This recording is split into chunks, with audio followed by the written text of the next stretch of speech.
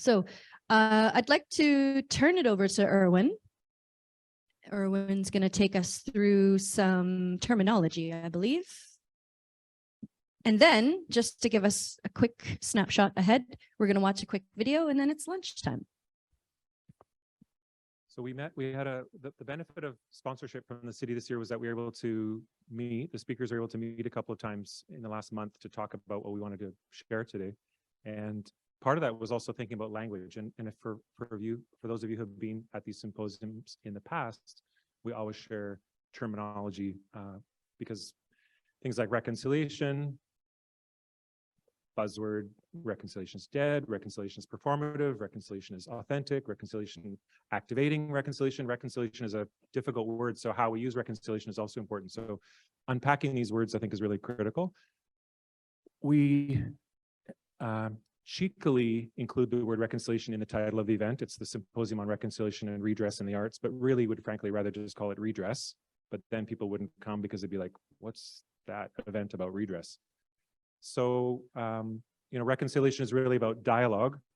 Redress, as Pam Palmater says, redress, the reconciliation without land is fluff. And so redress, if you think about reparations in the Black community in the States, redress for Chinese head tax, Japanese internment, Komakatamaru, these are all opportunities to challenge white supremacy in Vancouver. And so redress is a really critical function. And we're really not there yet, but this symposium has for 9 years argued for redress. It's also been part of my practice for 30 years. I identify as a Dutch settler. I don't identify as a Dutch Canadian. How can you be Dutch Canadian when you're on stolen land here, on unceded land? So I've always identified as a Dutch settler. I see another Dutch settler nodding her head over there. So again, redress, settlers, migrants, these are all important words that are, I think we need to normalize in our day-to-day vernacular. Structural change versus performative change. Again, the system wants to protect itself. The system wants to perpetuate itself. And we think about, we being settlers and migrants, we think about, and we're told by Canada that reconciliation about residential schools doesn't unpack the other 90% of the colonial system, but reconciliation is the end goal. And what that does, and also people also identify reconciliation as something that Trudeau did in 2015, 2016, but it's actually something that Phil Fontaine and Harper did in 2014. And so the structure and the intention of reconciliation is to do business as usual, is to get on with it. And the labor of reconciliation in Canada has all largely been done by Indigenous people, right? So settlers could step back and Indigenous people would do important healing work, but the labor was hoisted upon Indigenous peoples, right? And so that's why it's critical that we take responsibility as settlers and migrants for what this is. Colonialism is our system. It's not an Indigenous system, all right? We created the Indian Act onto First Nations. So colonialism is our problem. We're the ones that benefit from it. We're the ones that have to do the work, not safely step back and I don't know what to do, or we're not ready yet, or do we have permission, or so Lee Miracle once told me, if you're not stepping in shit, you're not doing much, or something like that. But it's really important that we think about taking risks and making mistakes, and like New Westminster as a municipality, thinking critically about what their mistakes were. So we've got reconciliation, whether it's dead or whether it's alive. Now there's bureaucracies, reconciliation programs and systems, and Christie Lee and I were on that call yesterday. Both really, really frustrated because we witnessed reconciliation becoming a new bureaucratic system. And then the departments look to the reconciliation office for guidance. It's like, no, we actually need to all do this work. All of us have to normalize these systems. All of us have to break the colonial system, whether it's in Vancouver or other municipalities. And so we think about, as people involved in this work, we also think about the fact that there's too much work to do. And when we keep putting the work on Coast Salish people, the few thousand Coast Salish people, and there's 3 million settlers on Coast Salish lands, and we think mathematically that somehow that's work that Coast Salish people have to do to end colonialism in Metro Vancouver, well, it's not going to happen. So our systems have to break, our systems have to change. Now that we have UNDRIP, we actually have a framework to do that work. And I want to, 2 speakers that were not here today, Matthew Norris, who you'll watch on video right now, apologies that it's on video, but he's at the Indigenous Leadership Summit this week, so he's unable to be here right now. We recorded a video with him yesterday. James Harry, we almost recorded a video with him yesterday. He's in Tokyo. When he said, yeah, let's do this. He came to all the pre-meetings and like, oh yeah, I'm gonna be in Tokyo while the event is happening. So we didn't get James, we almost did. But I do want to introduce this video with Matthew Norris. He's one of our team members. And an important thing that we work with Matthew on is the urban. And I just want to make a comment. It's kind of an awkward comment because this symposium is always about lifting up Coast Salish knowledge, right? So how can we resource and support the resurgence and the lifting up of Coast Salish knowledge on these lands? But we also recognize that there's 62,000 urban Indigenous people, and we have to do those two things at the same time. So it's not with disrespect to my Coast Salish relatives. It's with recognizing that we have to fight for justice for local First Nations, but we also have to fight for justice for the Indigenous visitors who also have rights in occupied Canada. And so UNDRIP enables that. It enables, for example, the Metro Vancouver Aboriginal Executives Council, MVAC, which advances policy for 62,000 urban Indigenous. Urban Indigenous people have rights in twofold. One, the Musquatus decision of 2003, which was a case that went to the federal court. And Musquatus says that urban Indigenous peoples have communities, and those communities are rights holders. And so we can recognize urban Indigenous communities as right holders. And I'm not saying, like, at risk of offending my Métis friends, that, you know, Métis have a right to a reserve in the Lower Mainland. No, they don't, because Métis have never had settlements in the Lower Mainland. However, can we as policy workers acknowledge that urban Indigenous people have rights? They're different rights than Musqueam, Squamish, and Tsleil-Waututh here in Vancouver, but they're nevertheless rights. And those rights may be different. They are different, but they are nevertheless rights. Because when you think about the 40% of the homeless population being Indigenous, when you think about the premature death rates, when you think about the low high school graduation rates of urban Indigenous, those are policy decisions that we enable. And the distinctions-based framework of the City of Vancouver, I know I'm speaking to a lot of City of Vancouver employees here, BC government and the federal government, the distinctions-based framework is failing urban Indigenous people. And so that's, again, we can walk and chew gum, we can do work for MST, we can do work for local First Nations as a priority, but we can also do work to stop the harm that the colonial system, the Indian Act, is doing to urban Indigenous. So that's just setting a framework around reconciling that. It doesn't need to be a contradiction, that we can prioritize First Nations rights. We can also not exclude solutions for urban Indigenous because our bureaucracies are so focused on reconciliation with local First Nations. I would say it's a show of our immaturity around our policies that we can only do work with local First Nations and then not have the imagination to also recognize rights holders being urban. Anyway, that's thoughts on urban. And let's watch the video with Matthew Norris, and then I'll come back. We're here with Matthew Norris. Thanks for sharing some time with us, Matthew. It's always good to have you with us. And we often lean on you for your analysis of UNDRIP. You're at the forefront of thinking about how UNDRIP impacts policies. You're also advising First Nations players in British Columbia around how we can bring justice to the issues of these unceded lands and the history of colonialism in Canada, but also the history of colonialism in British Columbia and in the municipalities like Vancouver. UNDRIP, DRIPA, Vancouver and British Columbia are leading in the country around their activation. We think about it often as governments, but obviously communities have also a role to play. So we wanted to ask you some questions about that, but why don't we start with introducing yourself so that people can learn a little bit more about yourself. Yeah, good morning.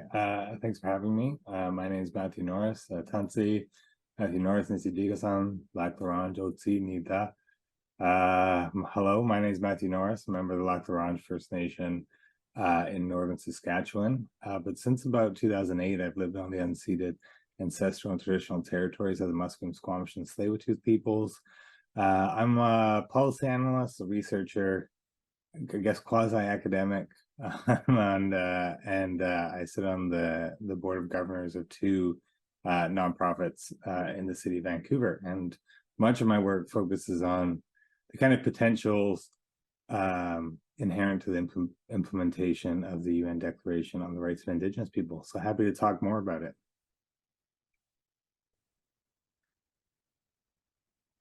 I know your role with as president of the Urban Native Youth Association.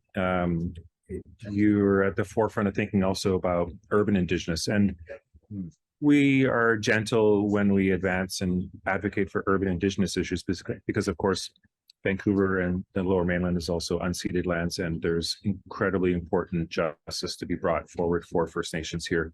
So that's always at the forefront of our thinking about urban people, urban Indigenous people's rights, balanced with, of course, First Nations rights. When we think about the history of this gathering, the symposium that we've done every year, we're often lifting up Coast Salish rights, and we're thinking about the obligations of governments. But we also recognize that the nonprofit sector, the landowners, the churches, the trade unions, the community associations, the neighborhood groups, all have a role to play, certainly had a role to play in activating reconciliation. We've always argued for place-based redress, that there's always an opportunity to do redress in your neighborhood, to do inventory, to take stock of one's relationship as an individual, as a family member, as a community member, maybe as someone who runs an organization. So our obligations to do justice for local First Nations. UNDRIP, is that something that governments should deal with, or what is your assessment of the role for the nonprofit sector, for communities to embrace UNDRIP activation as well? Yeah, I think it's definitely not exclusively in the role of government to tackle UNDRIP implementation. I think it necessarily extends beyond that. And I think, the Truth and Reconciliation Commission of Canada articulated it best. In the TRC final report, its first principle is that the UN Declaration is the framework for reconciliation at all levels and across all sectors of Canadian society.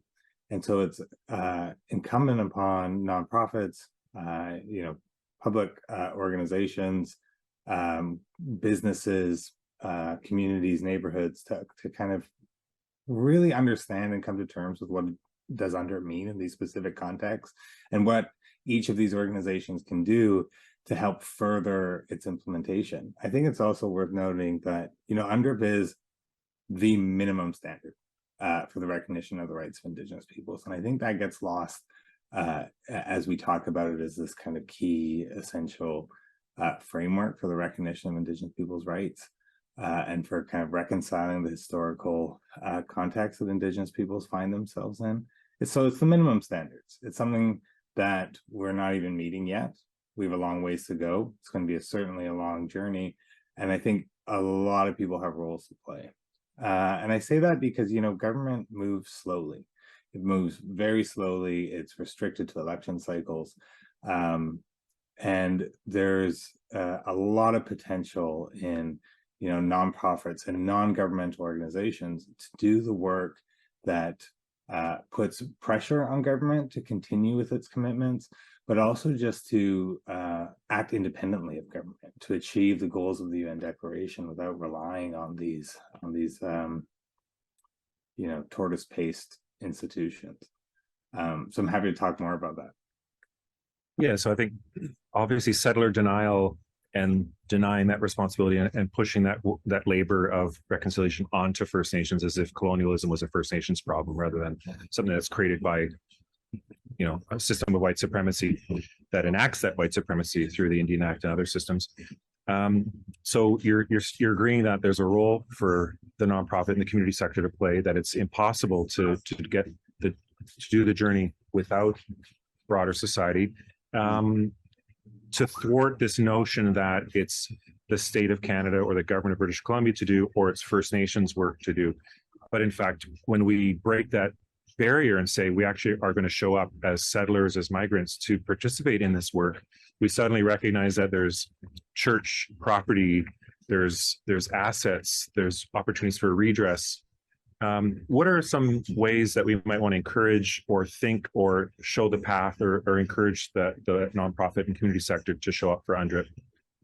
Yeah, yeah, I agree with everything that you said. I think presenting that way though can often be a hard sell. It's often seen as, a laborious, activity and when you look past, it's a moral imperative that we need to do this work. If we're going to be good neighbors and good guests on these territories, then it is a moral imperative that we address the rights of Indigenous peoples, that we uphold the rights of Indigenous peoples, that we do our best to reconcile our existence on their lands. And I say that as an Indigenous person who is a guest on the territories of the Musqueam, Squamish, and Tsleil-Waututh. And so I have that same responsibility to uphold the rights of the Musqueam, the Squamish, and the Tsleil-Waututh in the work that I do on their lands and their territories. But I think more than that, more than it being a moral imperative, more than this idea of reconciling with the kind of disparities between power and influence within municipalities, within neighborhoods, within these political structures, there's a lot of benefit that an organization can get from doing this work as well. You build, and the UN Declaration, at its most fundamental, is just building relationships. It's about having, formalized, structural, reciprocal, and respectful relationships with Indigenous rights holders. And there's so much benefit that an organization can get out of that as well. If you open your governance structure, if you open up your ways of doing business, your senior leadership, your governance structure, you bring in mentorship opportunities, all this stuff, you're going to learn so much more that has been absent from your way of doing things. And that's going to make you a more effective organization. It's going to make you more efficiently respond to the societal issues that you're tackling, whatever they may be. And you're going to learn an exceptional amount of knowledge from these partners that would previously have been closed off to you.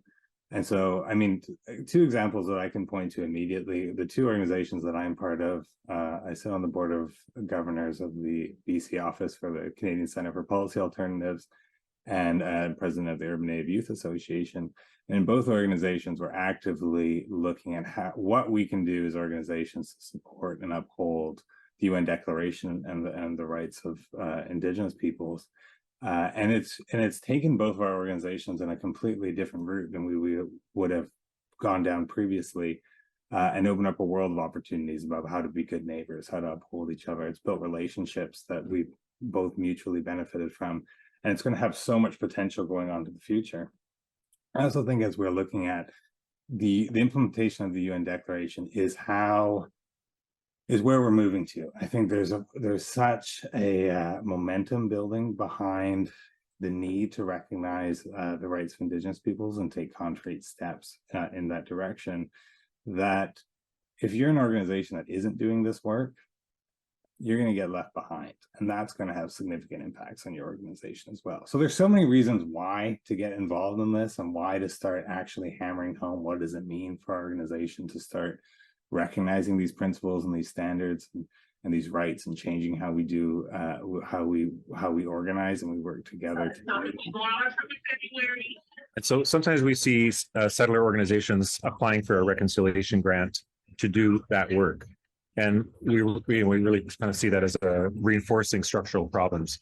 What are some risks around these changes being performative?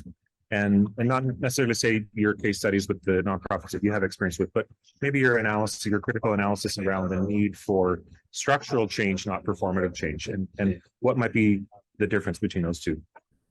Yeah, it's a good question, and for me, it still comes back to relationships. I think if you are, or at least saying that you're doing this work, but you're doing it in a way where you don't have relationships with Indigenous rights holders, then I don't see how you can be doing it effectively.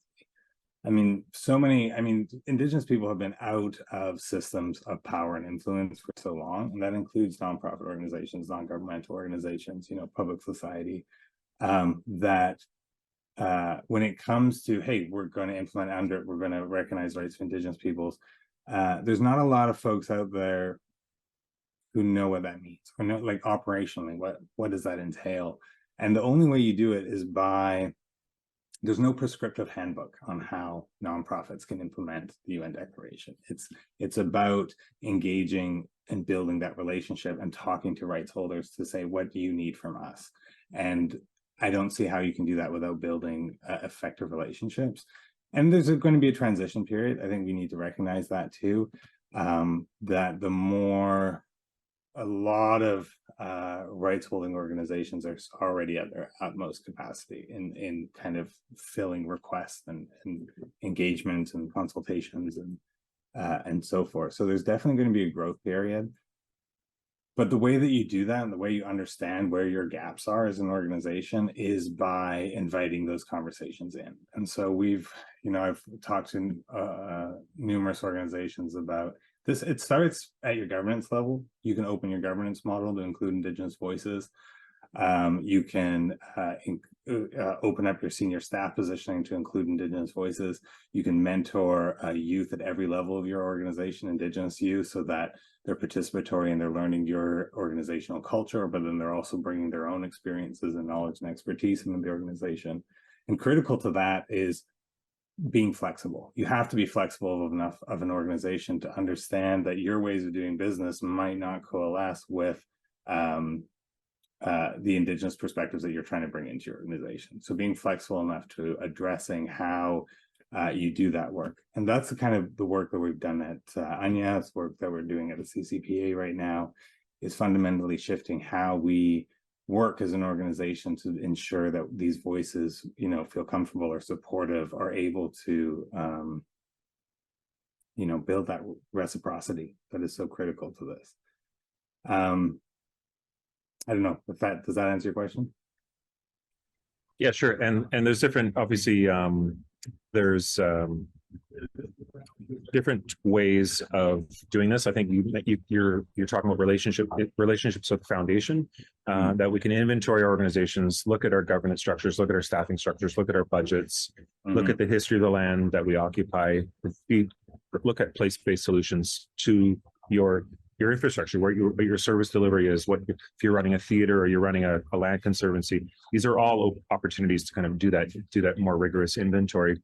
You flagged this, the importance that the quality of the relationships are an indicator of whether or not it's performative. Are there other things that you want to share in closing around UNDRIP? When you feel optimistic that UNDRIP can be something different than reconciliation, because many people would say reconciliation is dead. There's an open debate about that, and that the resistance to structural change is being exposed.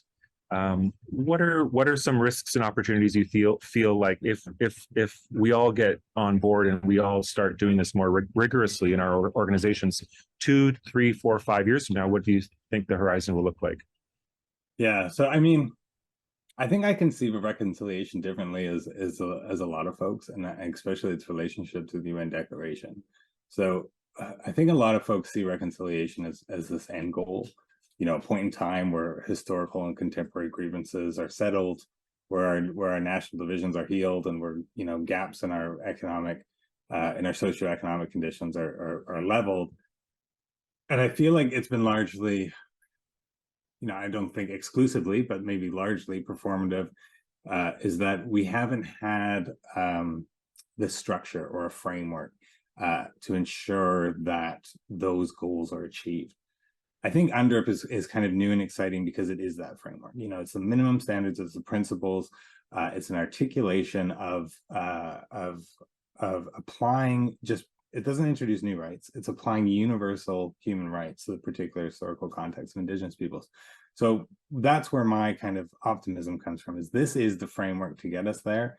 And the reason why I think I see reconciliation as different is I don't see it as an endpoint. I don't see it as a checkbox where we've achieved reconciliation.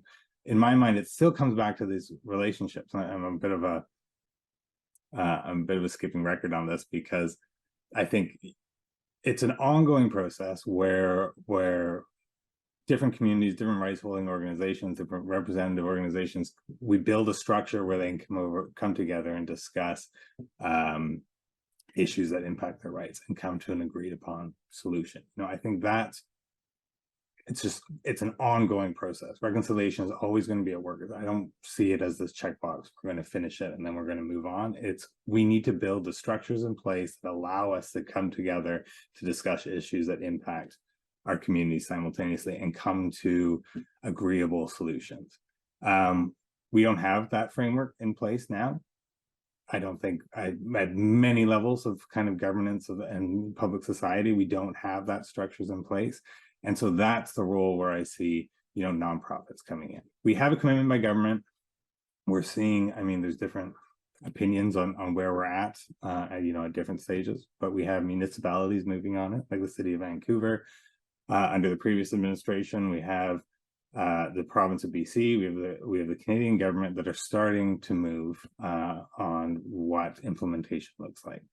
It's not going to be overnight. It's going to be a long process. There's going to be a transitional period where Indigenous rights holders have to build their own internal capacities to respond to these needs. And that's also an opportunity where I see non-governmental, nonprofit, public society organizations getting involved. So what can these organizations do? I think there's a number of touch points that I would recommend. One is, if your organization touches on issues that impact Indigenous rights, then there you go. And the UN Declaration outlines a lot of those, land rights, cultural rights, education, housing. It identifies quite a few areas. And so if you're an organization that's already touching on these issues, then engage with Indigenous rights holders in your scope of work. Build those relationships, have those reciprocal conversations, ask where your organization can be of assistance, and also, look internally too, and like we already had talked about, addressing your own organizational, operating procedures to ensure that they work for your Indigenous partners. But two, if your organization doesn't, and I think you'd be a little bit hard pressed to find an organization that doesn't impact Indigenous rights. That's how holistic the UN Declaration is. But in this transition period that we're going to have as the UN Declaration starts to come online, there are going to be areas where rights holding organizations need support. And those are gaps that organizations can previously fill, that previously didn't have those relationships, can build those relationships to fill that need. So that's going to be a huge, probably years and years and years in the making, because it is going to be a gradual process. And there's so many areas. You talk about research, you talk about legal, we talk about the data is huge as well. Indigenous people don't show up in a lot of data. So if you're a research organization, this is what we did with the CCPAs. We realized a lot of our outputs didn't adequately address, Indigenous folks and different Indigenous experiences. And so looking internally to address how we do business to make sure that our organization is addressing that gap, that we're supporting the Indigenous communities just as much as we are other communities in our work. Those are a few examples, but and it's not a one size fit all. That's part of the thing too. Is you're going to have to adapt to the needs of the rights holders, and that can only be done once you start having that conversation. Matthew Norris, thank you so much for sharing the time and sharing your UNDRIP analysis with us. Thank you so much.